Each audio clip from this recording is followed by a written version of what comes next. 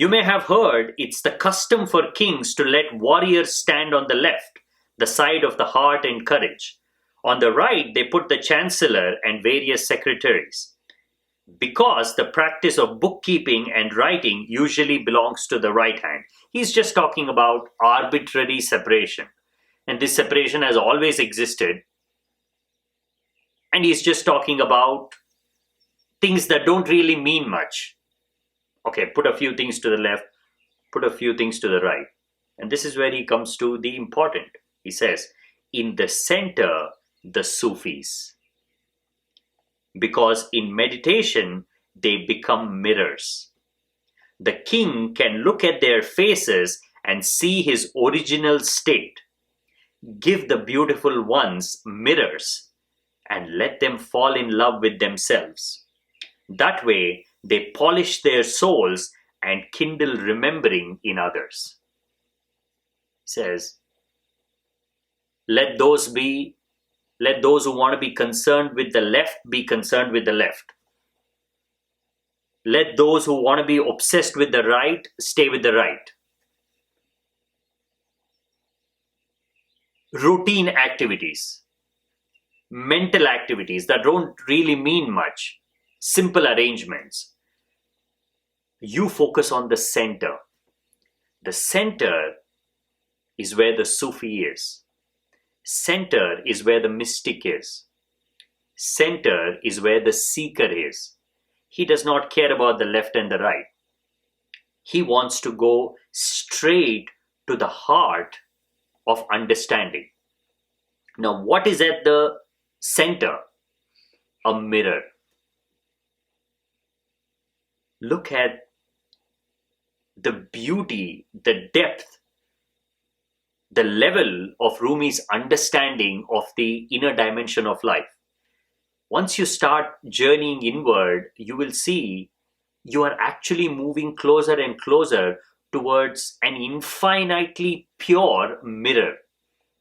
A mirror that can reflect everything perfectly. In fact, your consciousness is the most perfect mirror that can ever be created. It is a mirror in every dimension. It is a mirror in every angle. It is a mirror without any edges. It is a mirror not created using materials, but something that has always been there. Now, what is stopping you? What is blocking your perception of this pure mirror? You are this pure mirror. In fact, without this mirror, there is no way to even know that you exist. When you stand in front of the mirror and you look at that image and you tell yourself, that is me, what is happening there? Two levels of reflections are happening right there. One is just the reflection of the physical mirror. Your body, the form is being reflected and the image is being recorded by you, and that is how you can see the body.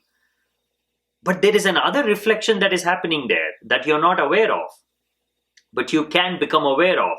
That is, there is something bouncing off between your innermost layer and the outermost layer and coming back to remind you that you are. In that very moment, when you're looking into the mirror, you're not just looking at your body, you're also telling yourself, I am that body. Now, where is this coming from? This is coming from that pure nature of consciousness. That is why wherever you go, apart from reflecting the experiences on the outside, you're also constantly reflecting on the inside. That is what you call an emotion, a feeling, a connection.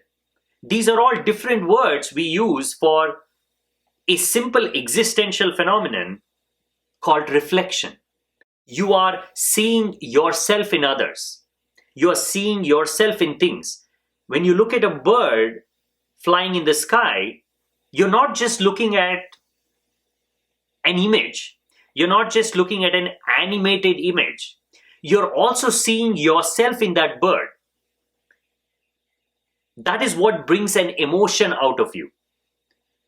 Now, how can this happen if you are not a mirror and that mirror extends all the way from where you are here to that bird?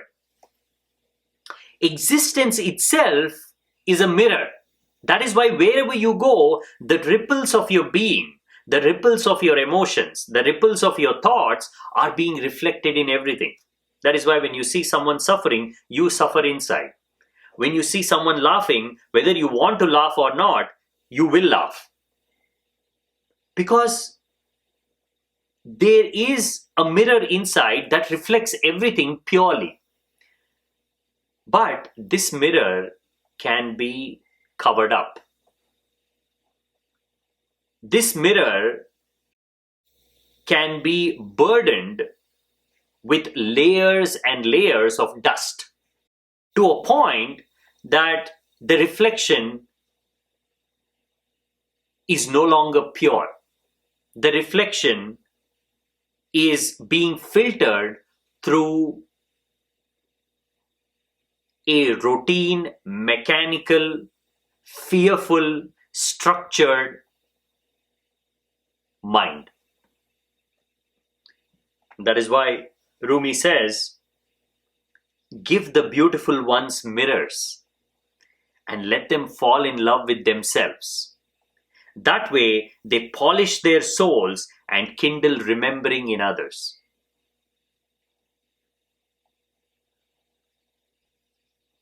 Give them mirrors. Introduce them to their own purity. Introduce them to the pure reflective nature of their being. Let them fall in love with themselves. That's the whole essence of spirituality. It is to fall in love with yourself so completely, so fully, so utterly that you don't need anything else. You become the object of your love.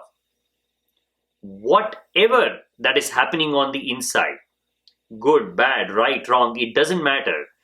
Once you unconditionally accept yourself, unconditionally love yourself, your polishing has started. Only when you don't like yourself or when you hate yourself, you start looking for answers on the outside.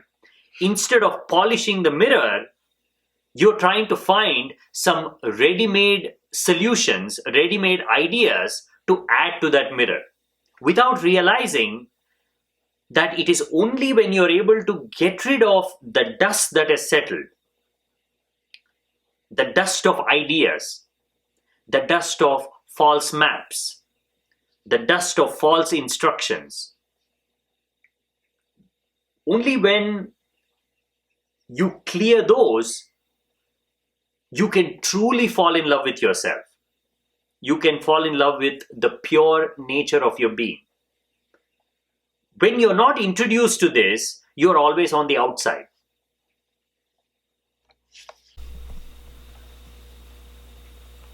That way, they polish their souls and kindle remembering in others.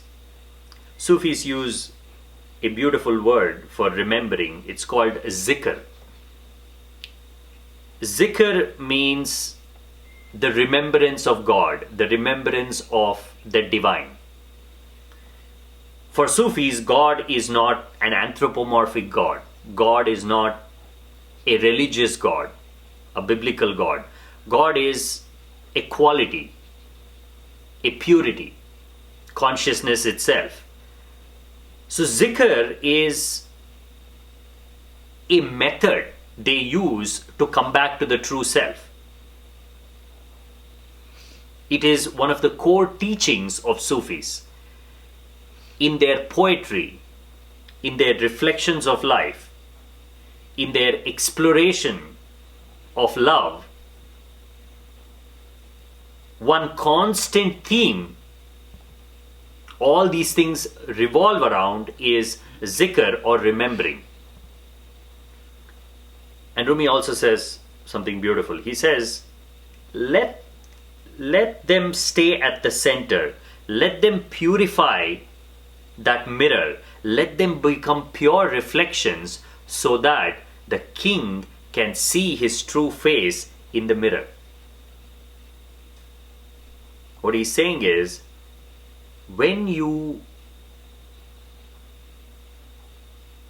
stare into a pure mirror, the purity of the mirror is such that it does not reveal its nature, but rather it reveals who you are. When you stare into the mirror, you are actually not looking at the mirror. You don't care about the mirror. In fact, you only look at the mirror when there's something wrong with the mirror. If the mirror is broken, if the mirror is dusty, if you're not able to see the reflection clearly, that is when your attention goes to the mirror. The purer the mirror, the harder it is to see it.